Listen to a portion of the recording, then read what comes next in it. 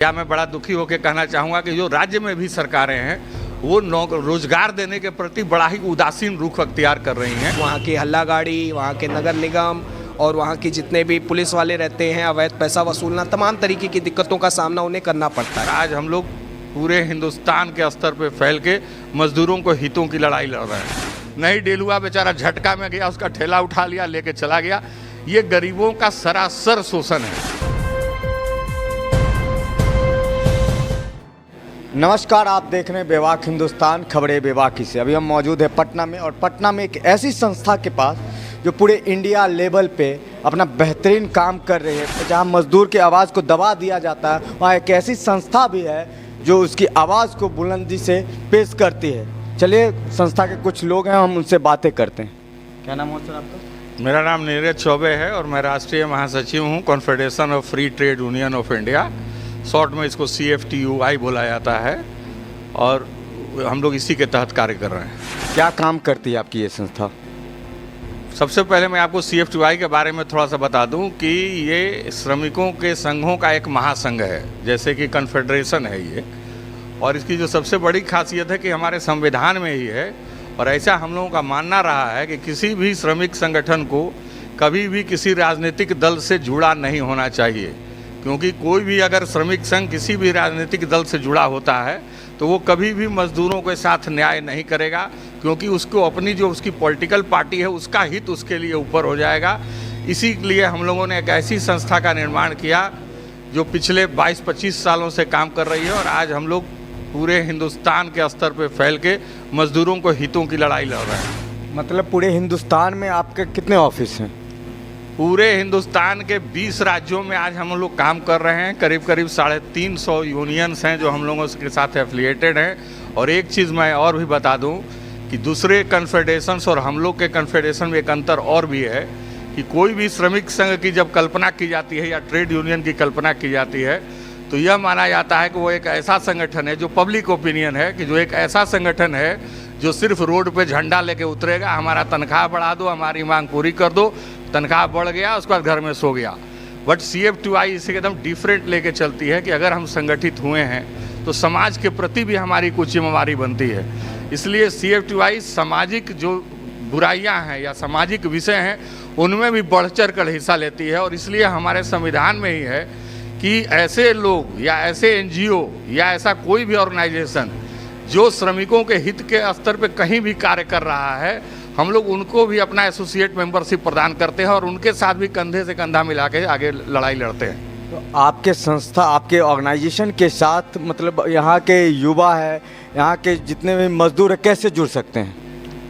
सर्वप्रथम जो सबसे पहले जो है कि हम लोगों ने पहले ही बनाया था, कोई भी ऐसा श्रमिक संगठन जो ट्रेड यूनियन अपने को जो संगठित किए हैं उनका किसी राजनीतिक दल से जुड़ाव ना हो, मजदूरों के प्रति ही उनका हो, ऐसे लोगों से ही हम लोग बात करते हैं। और उनको हम लोग लीडरशिप प्रोग्राम यहाँ ऑर्गेनाइज करते हैं, उनके लीडर्स को बुलाते हैं, और उनको हम लोग का जो मेन पर्पस होता है कि ये अदर कन्फेडरेशंस में जो वहाँ का नेता होता है उसकी मंशा सिर्फ होती है कि हम मीडिया में छाए रहें, मेरा जय जयकार हो।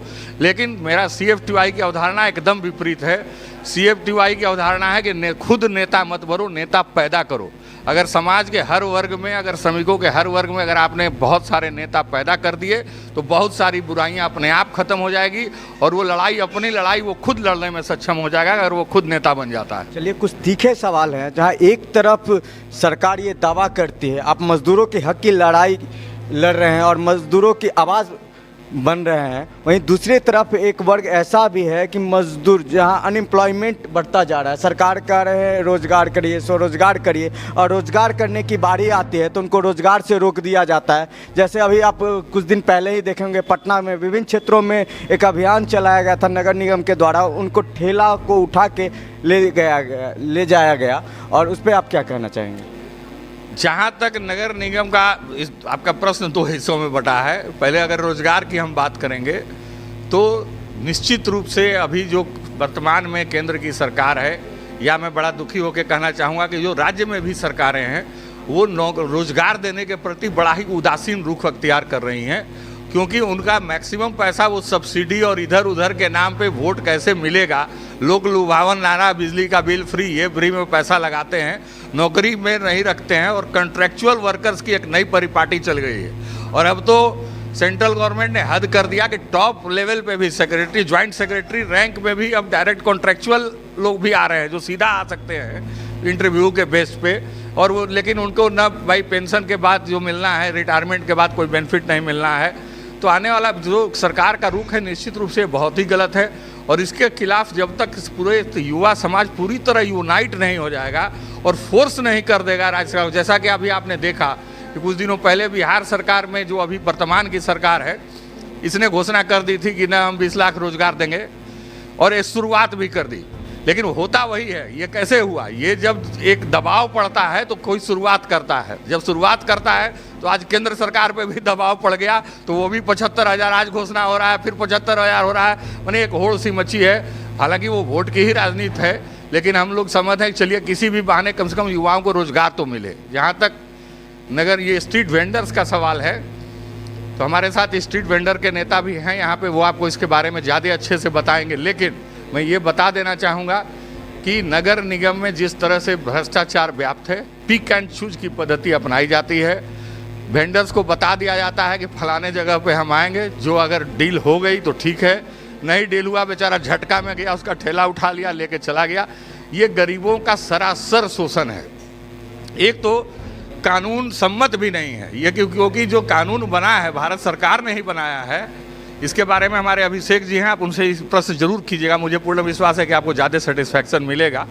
तो ये प्रश्न मैं अब उसके लिए उनके लिए छोड़ूंगा। चलिए एक क्वेश्चन और है, आपके इस यूनियन से जुड़ने के लिए बिहार के जितने भी तमाम लोग हैं चाहते हैं, वो कैसे जुड़ सकते हैं? और आपका ऑफिस पटना में कहाँ है सर?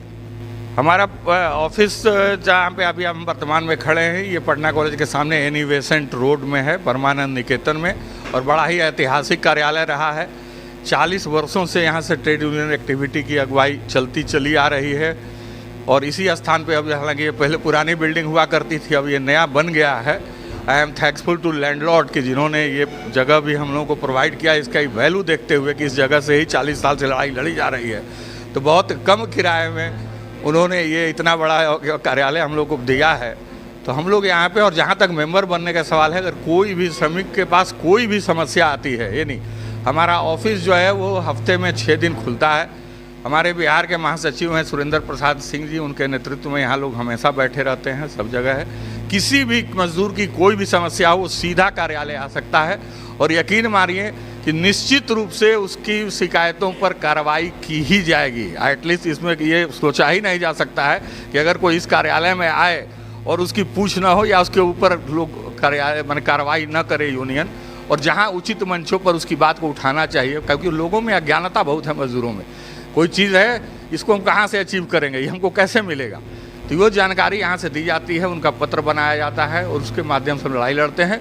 और उससे वो मजदूर जब लाभार्थी होता है तो वो दूसरे मजदूरों को बोलता है, वो तीसरे को बोलता है, जिसके चलते धीरे धीरे हमारी संख्या बहुत तेज़ी से आगे बढ़ रही है। सर क्या नाम हुआ? शुभ अभिषेक निगम, सेक्रेटरी हूँ confederation of free trade union Uttar Pradesh का। उत्तर प्रदेश से, और आपके बिहार आए हैं सर, क्या वजह है? Confederation of free trade union की नेशनल मीटिंग में आज यहाँ आना हुआ है, जिसमें हम लोग रेहड़ी पटरी व्यापारियों के लिए काम करते हैं। पथ विक्रेता अधिनियम 2014 के अंतर्गत आप देख रहे होंगे पूरे देश में ये कानून बना है, जिसका इम्प्लीमेंट ग्रास रूट पे नहीं हो पा रहा है। कहीं ना कहीं हमारे रेहड़ी पटरी व्यापारियों को आए दिन समस्या होती है। म्यूनसिपल कमिश्नर लोग, वहाँ की हल्ला गाड़ी, वहाँ के नगर निगम और वहाँ की जितने भी पुलिस वाले रहते हैं, अवैध पैसा वसूलना, तमाम तरीके की दिक्कतों का सामना उन्हें करना पड़ता है, जिस पे एक अच्छे रूप से आज यहाँ प्लानिंग बनी है। इसको हम लोग नेशनल इशू बनाते हुए आने वाले आगामी समय में, आगामी चुनाव में इसे एक बड़ा मुद्दा लेके सरकार के सामने, वहाँ के जनप्रतिनिधियों के सामने रखने का काम करेंगे। और national confederation of free trade union के बैनर तले इस आवाज़ को बड़े स्तर पर उठाने का काम करेंगे, जिससे कि उनकी मांगों को सुना जा सके और लगातार उनका जो शोषण हो रहा है उस पर तत्काल रूप से, प्रभाव रूप से विराम लग सके। जहाँ एक तरफ अभी नरेंद्र मोदी जी की सरकार है, केंद्र सरकार है, मोदी जी बोलते हैं कि रोजगार करिए, स्वरोजगार करिए, यहाँ के युवाओं को भी प्रेरित करते हैं, वहीं दूसरी तरफ जब रोजगार की बात आती है, अब अभी फ़िलहाल की घटना देखे होंगे पटना में कि जितने भी ठेला चालक थे जो लगा रहे थे रेडी पे, 150 दुकानें उठा ली गई हैं नगर निगम के द्वारा, और उस पर फाइन भी काटने के अलावा अभी उसके ठेले को तोड़ दिया गया। सर, इस पर आपका क्या राय है?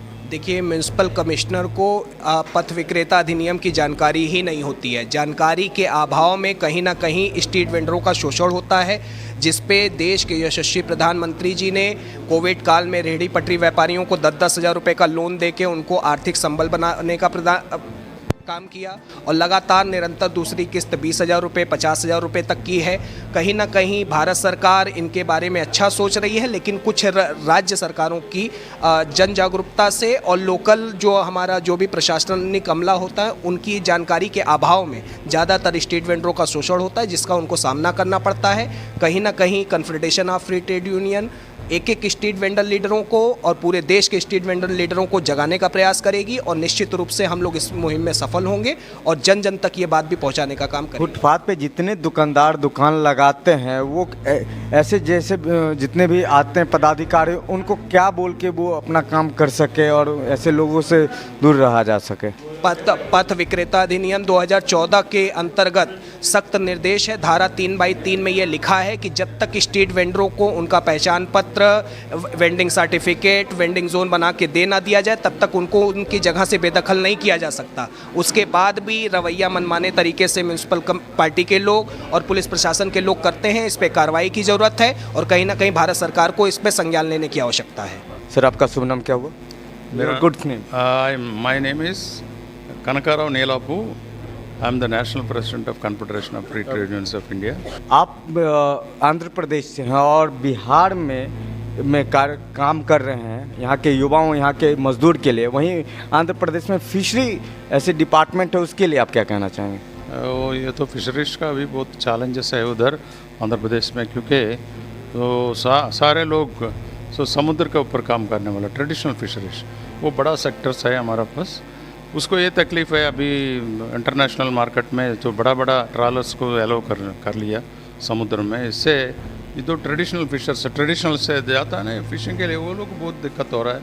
और बहुत सारा CRZ ऐसे ब्लू इकोनॉमी ऐसे सागरमाला ऐसे प्रोजेक्ट्स लेकर है, ऐसा गवर्नमेंट्स को उसको खाली करने वाला है। जो उसने सालों तक generations together they are there in the seashore, they are forced to vacate their villages. वो लोग ज़बरदस्ती वो लोग निकाल रहे हैं। इसके लिए हम लोग बहुत स्ट्रगल कर रहे हैं उधर। सरकार से आपकी क्या मांग है? हमारा जो आपको जो डेवलपमेंट लेके जो फैसला लेंगे हम लोग उसमें विरोध नहीं है। जो आप खाली कर रहे हैं ना उसको प्रॉपर रिहेबिलिट करना, उसको उसे जीने के लिए, उस बच्चे को एजुकेशन के लिए, वो लोग को मकान के लिए आप कुछ करना है। सो यही हम लोग डिमांड कर रहे हैं।